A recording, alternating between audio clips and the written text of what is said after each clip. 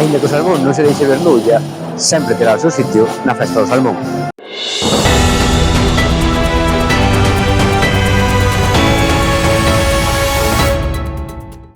Boas tardes, señoras e señores. Benvidos a este especial do xornal semanal desde a Praza do Concello, espazo que leva sendo durante as xornadas de domingo escenario da festa do salmón. Unha praza que está moito máis despegada do que poden ver agora mesmo as miñas costas, e na que se instalou unha gran carpa para acoller a degustación desta festa.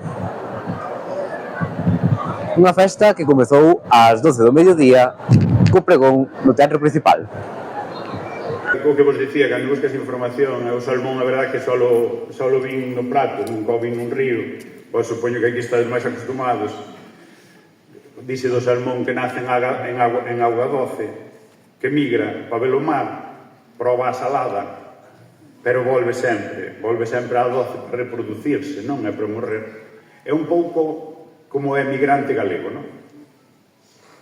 O migrante galego marcha daqui, proba o cai por alá, pero sempre acaba volvendo, verdad? Volve sempre ao lugar de nacido.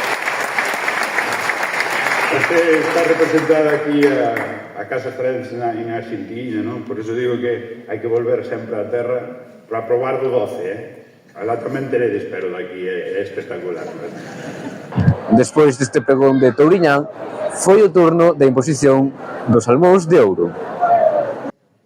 Como xa é tradición, o pregoeiro recibiu un salmón de ouro e un agasallo.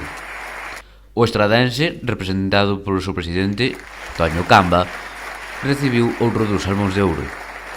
Eu tiña un soño, non? Cando decidimos este ano volver a seguir na directiva, que era disfrutar, non? É verdade, está nos sendo todo de cara.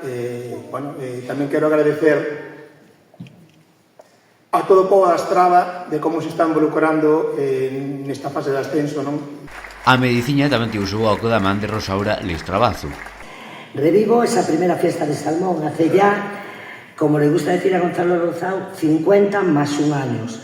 Desde los preparativos y la cocina de leña de mi casa, Casa Trabazo, es 1974, el auge de las fiestas gastronómicas, y el Centro de Iniciativas y Turismo da Estrada, Manuel Reimonde, Manuel do Campo, Lolo Casagrande, mi tío Jesús Leis, Jesús Camba, y otros muchos, junto con el alcalde, José Fernández Novo, a Pepe Ismael, el ayuntamiento, los restaurantes, los bares, las casas de comida y los vecinos, preparan el homenaje a nuestro río, a nuestros cotos salmoneros y a su rey, el salmón. Para rematar, o último salmón foi para o Centro Cultural da Estrada en Bos Aires, representado por José Manuel Besteiro.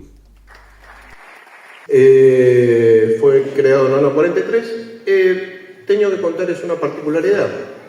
No ano 43, cando fixéronse os estatutos do centro, asistiu neste ano, que é o ano Castelao, 75 aniversario de súa partida, asistiu Castelao, seguramente porque Castelao tiña unha vida política, social moi importante en Bos Aires, pero tamén porque Virxinia, súa muller, era estradense.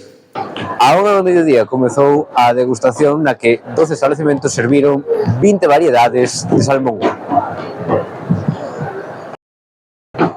Esta degustación estivo acompañada pola música do obradoiro Carlos Barroso. O tempo está acompañando e iso deixouse notar tanto nesta praza, onde casi non collía ninguna agulla, como no centro da Estrada, onde había un gran ambiente. A París de Noia foi a encargada de poñer o punto final a esta festa do salmón.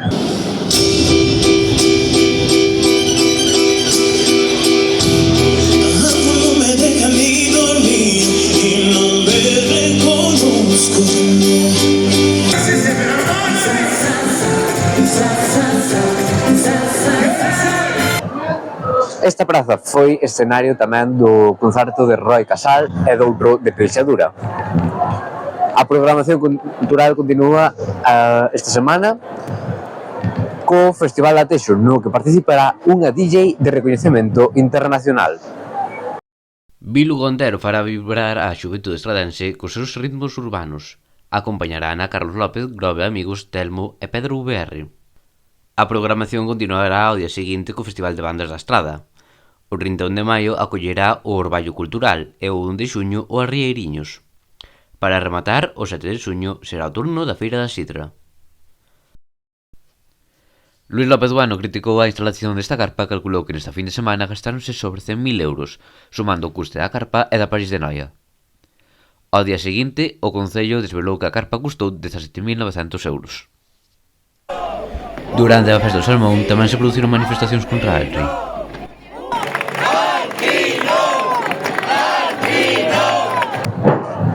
Imos cun repaso das noticias da última semana. A Estrada pode ser un ano máis o Concello con máis axudas da Deputación para reformar locais sociais. O Concello lanza unha campaña informativa concienciativa para reducir a cantidade de lixo mal tirado nos contedores, pois é que a metade vértense no contedor incorrecto, cando esa cifra non debería superar o 20%. Ademais, vaise contactar co Seprona para reducir os vertidos na contorna do punto limpo. A criminalidade aumentou un 35% no primeiro trimestre do ano. Xoán Rices lamentou o mal estado do firme do Souto de Vía. Xa comezaron as graduacións. Esta semana foron no Conservatorio e no García Barros. A da Lacena de Chucha foi a mellor santa tapa. As pistas de atletismo municipal foron homologadas. Este domingo acolleron a súa primeira competición. As piscinas municipais reducirán o seu tamaño. Esta imaxe que ven da igrexa de Ribela é moi similar á que poden facer os veciños das vilas en Parada. Ali tampouco teñen cobertura e tampouco teñen fibra óptica, algo que se teria que ter instalado como moi tarde a finais de 2024.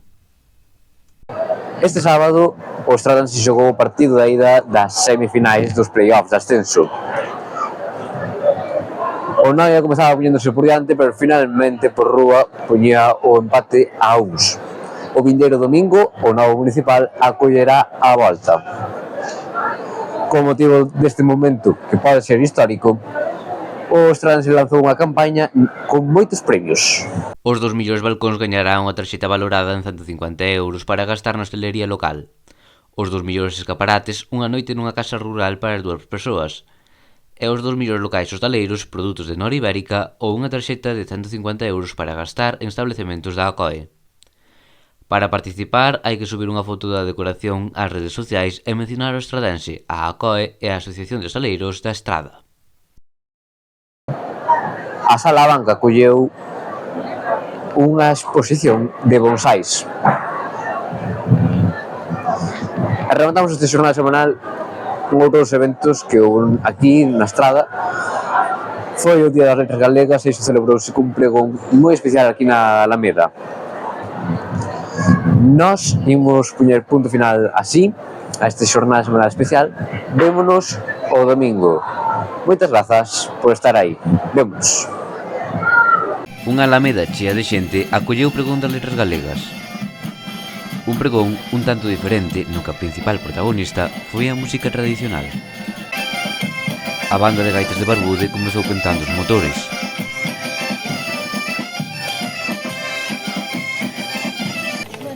E durante o pregón escoitamos aos cantareiros e cantareiras do Regueiriño de Lamas.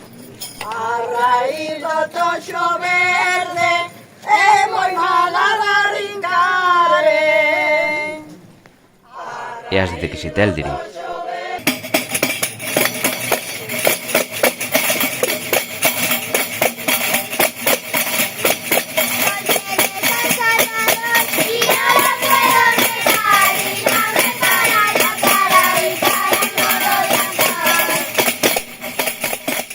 Os pregoeiros. Eran as mulleres de todas as idades, mozas e xa non tan mozas, e unhas aprendían as outras. E así se transmitía e se herdaba a inmensidade de coplas que unhas veces eran de amor, de desamor, de amores emigrados, de envexas, de curas. Este universo de poesía estivo durante moitos anos apartado e esquecido, sin transmitirse, sin poder formar parte do noso día. Incluso non estaba ben visto que se cantase en galego.